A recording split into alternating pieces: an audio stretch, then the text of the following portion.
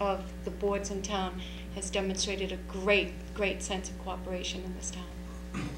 So just as a clarification, basically you see what maybe the voters or the citizens see as almost an unhealthy conflict between the two groups. You see as more of that's a give and take that needs to happen between the two. And I think it is healthy. There have been very few times where that banter has gone personal or insulting. It has happened. I've witnessed it myself, but it's a minimum, and sometimes it reflects how really important an issue is to a person that's trying to get across a point of view. But to think that all boards would get along and there would be harmony, would be holding hands and singing Kumbaya, isn't realistic, because we do represent different groups. We feel strongly about our taxes, and that, I think, is what drives a lot of the heated moments. It's money issues. I think if people were just more thoughtful about how they phrased what they wanted to say, that would go further. Did you have another email question? Yep. Statistics show that there have been some attrition in the numbers of students moving on to North Reading High School from the middle school. And then some recent stats are showing that there's a similar trend between 5th and 6th grade. There's a perception among some parents that while the elementary education equals that of other districts, the secondary education in North Reading falls short. Do you feel this perception is based in truth? And what will you focus on to keep more top academic students in the middle and high school? I think I've seen the numbers for the transition from middle school to high school, not the elementary to middle school. But I think you have to remember that, say a dozen kids don't come to North Reading High School and go private. There's a certain number of children whose parents are going to put them in private school on the secondary level, regardless of what we do. They just have a certain preference for private education. I think that in order to keep some of the students in town that we lose, we need to provide the courses, specifically advanced placement courses, that these students would choose to participate in. I think that's one arena where we see children moving on to private schools. And the other one is sports. There's a lot of children that will go to a private school because they want the advantage of being on that hockey team or that baseball team. And unfortunately, there's not a lot we can do. I think we have a great sports program. I think we have a great high school. Some people may know I have a high school daughter who did apply for a private school. She wanted to. She, for her own certain reasons, but I did not encourage it because I thought the North Reading High School academic program met her needs, and she has had a wonderful education there. And likewise, I have a son who thinks he's going off to win all these scholarships so he can go off and be the greatest athlete the Bruins ever saw. But you know, we have a great sports program, and it serves its purpose. It's healthy competition on a team in your town that will develop a child. So I don't know what you can do if people have their minds set for those reasons. There's really not much more you can do. If there's certain reasons we fall short academically, then those areas we could address. Is there a question from public? I have All one. right. Okay. Okay. One example, the Catholic Church is aggressively recruiting teachers, as in Boston and some other surrounding towns.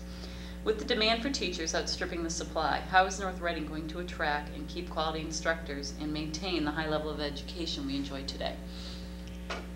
I agree that the key to education is the teacher first. That is the person that imparts the knowledge to the children all day long. God bless them. I think, though, that there is a benefit to working in a town like North Reading. We have a very supportive community. The parents support education. You can see that through the classroom volunteers, through the fundraising efforts and how they supplement school budgets. I think that to work in North Reading in this kind of community with our efforts at maintaining reasonable classroom sizes, I think that somebody looking to go into a teaching position would look at a town like North Reading. I think we have competitive salaries and a nice place to work. I think that we have that edge over some of the private schools, which tend to pay less, and the cities, which have a whole different issue. All right, I have a question on MCAS. if elected, you're going to be there for another 3 years. And so you'll be in position for making decisions on the students who, at least as far as the way the state requirements are set now, will not or may not have passed MCAS. And if they fail to do that, then right now it's that they will not get a diploma for high school. So what is it specifically, or what is your plan specifically for addressing the needs of those students come 2 years from now? Well, the North Reading School Committee takes a very active role in the State Department of Education and the positions. And we took a position and sent the statement that we did not support the graduation requirements as they stand. And first of all, I support MCAS testing, and I support the frameworks and the contents and the challenges within ed reform. What I would like to see is more, to be more inclusive. A graduation requirement for children in a vocational school, for instance, should not be as rigorous as standards as an academic setting of a high school. Those students should be able to include something from their shop, their electrical or plumbing careers that they've studied. Likewise, we have students that are studying in the arts, in music or in art. And for them to pass a graduation requirement, I feel they should be able to include a portfolio of some kind that says, here's what my main focus was, and here's where I've achieved at that level. So I think that the graduation requirement needs to be more inclusive of different abilities for different students. But I support 100% a graduation requirement. I support it in the 10th grade. It gives us 2 years to address issues.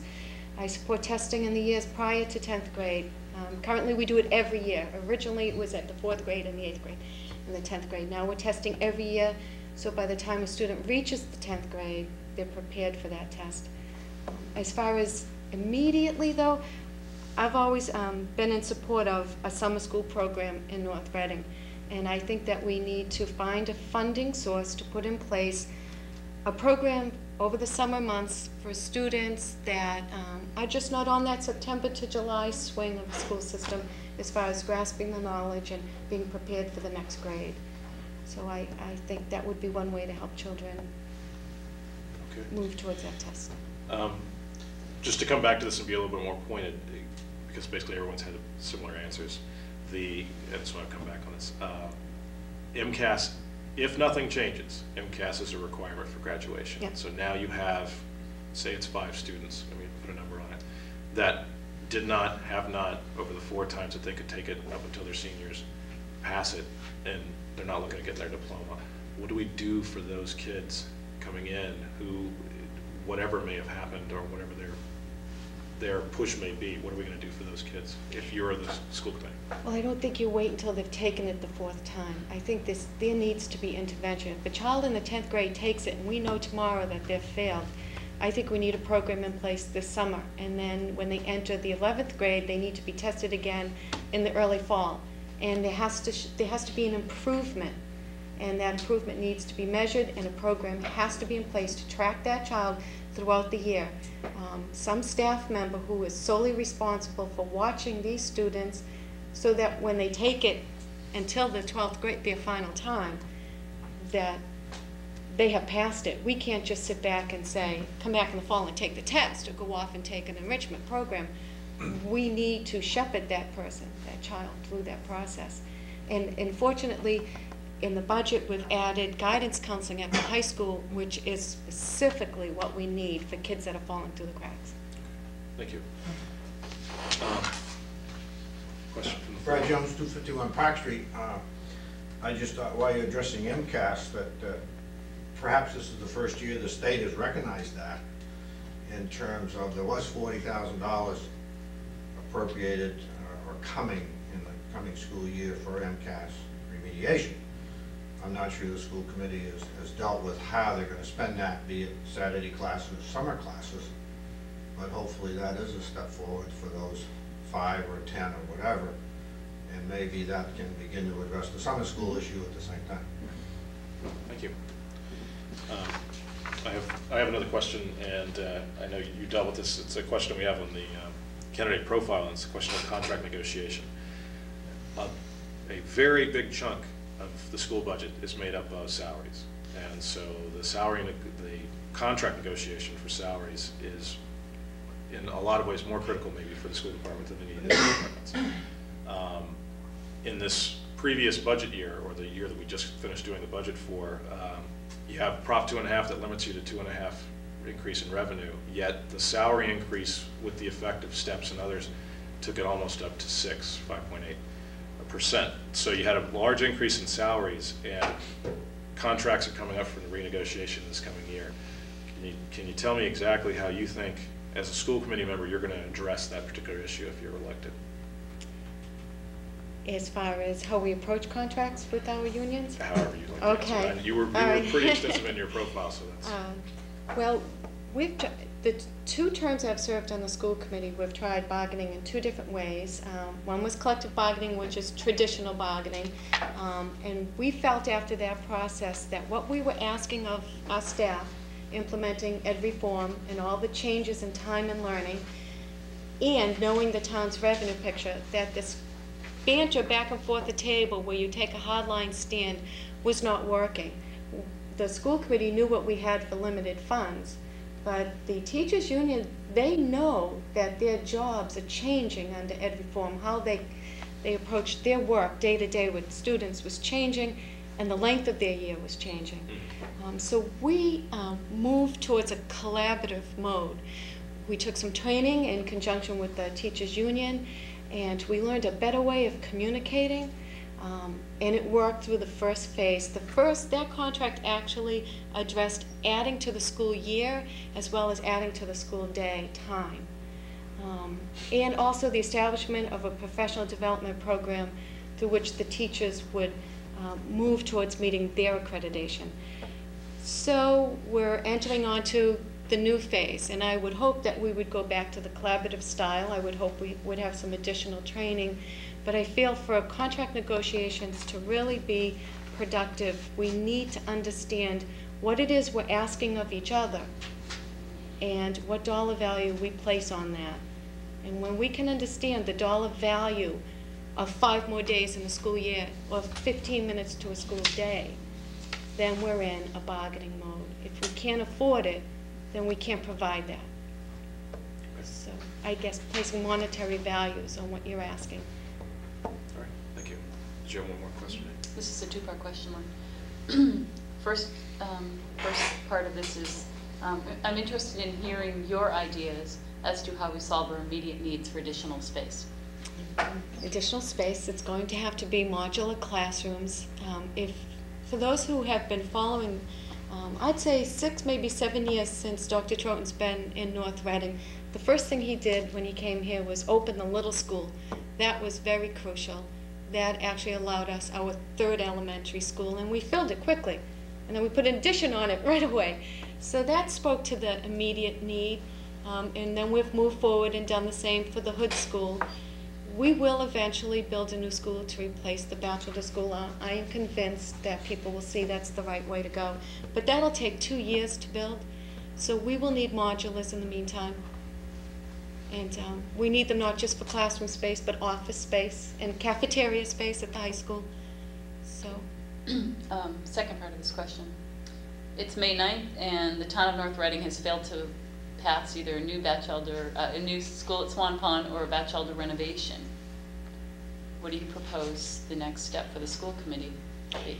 well, we will continue to get the modulars in place for the 2-year interim anyway, so we would just step that process up.